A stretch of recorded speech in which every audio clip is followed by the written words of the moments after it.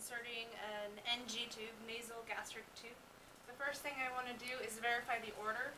The doctor's orders read insert NG tube. So I'm going to verify my patient's name and date of birth to the chart, John Johnson, 6/20/42.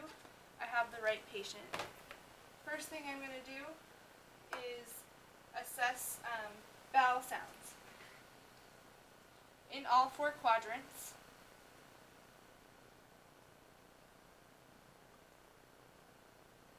typically when inserting an NG tube, you will either hear hypoactive vowel sounds or absent vowel sounds.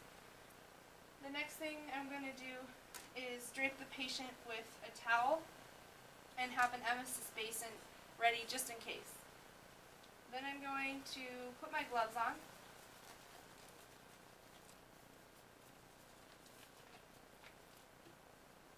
And I have an assistant for this, as you will be needing an assistant. I'm going to have the patient blow their nose. And the reason I have them do that, and then I'm going to have them touch one nostril, breathe in, touch the other, breathe in, is to assess which nares is more patent. So I've decided, we've determined that the patient's right nares is more patent. So the next step is to measure the NG tube.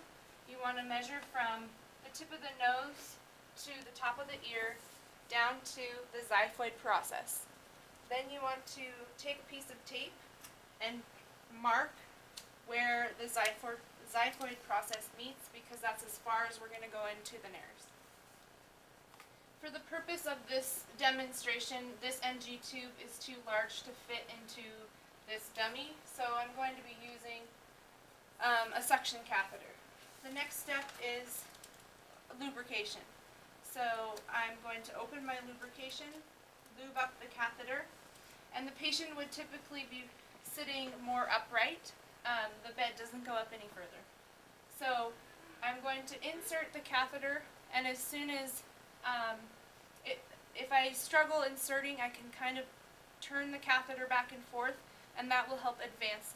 As soon as the patient coughs, gags, or you feel resistant, the patient will then tilt their head forward, and my assistant will hold the water with the straw, and they'll drink water to advance the catheter into the stomach.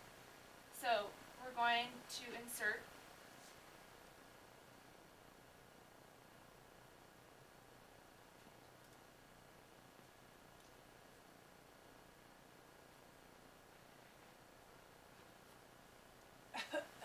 Okay, and so drink, drink, drink, drink, drink. Patient's drinking, and I've gotten to the spot where I've met the this part that I've marked. So now we're going to pretend that that's in there. The next step is I'm going to have my assistant stabilize the NG tube, and I'm going to get a 30 to 60 ml syringe, draw back 30 mils, insert it to at the end of the NG tube, and then I'm going to listen. What I'm listening for is, as I insert this air, I should hear a swoosh, and you want to insert the air quite rapidly. So I've heard the swoosh. The swoosh indicates that the NG tube is in the correct place. After I've done that, I am going to pull back 5 to 10 mils, and I'm going to do it at a slow rate as to not occlude or kink the NG tube.